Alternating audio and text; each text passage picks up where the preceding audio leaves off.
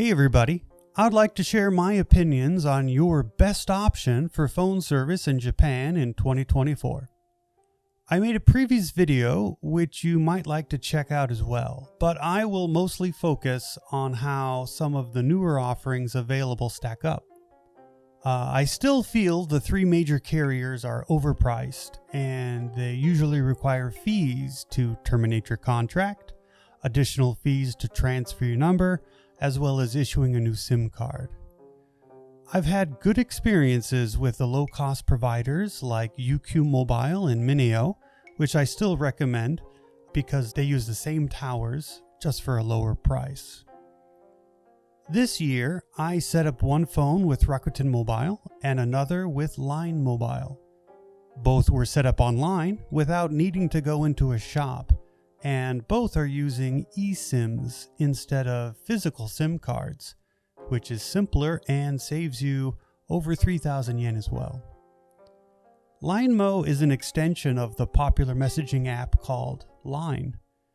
It only costs 1,000 yen a month, which is very reasonable, and you can get 3 gigabytes of high-speed data, and then after that it'll be throttled to a slightly slower speed, but you don't have to worry about any extra charges, which is great. There is no free talk time included in the plan, so calls are charged at 30-second increments, costing about 50 yen a minute. I also use Rakuten Mobile, and they offer a tiered plan with unlimited data costing about 3,000 yen.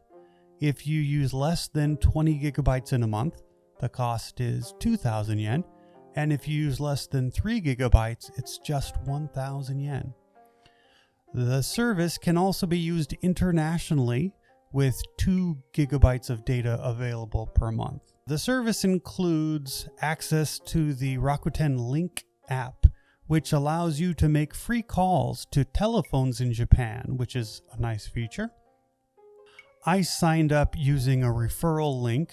So after 4 months of use, I got 6,000 yen worth of Rakuten points, which can be used for online shopping or just paying down future phone bills, which is also nice. LineMo wins in terms of pricing and simplicity of use, but Rakuten is a bit more flexible.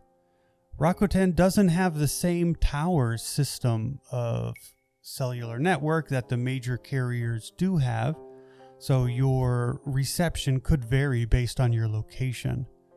Staying under 3 gigabytes of data per month is possible, but that means you would likely have to have access to a lot of Wi-Fi spots for the majority of your data usage. If you find yourself in Japan in need of a phone, both LineMo and Rakuten are solid choices. But if your phone's a bit older and you need a physical SIM card, I would recommend either Rakuten Mobile or Mineo. Thanks for watching, and please check out one of our other videos highlighting the best Japan has to offer. This has been Inside Japan.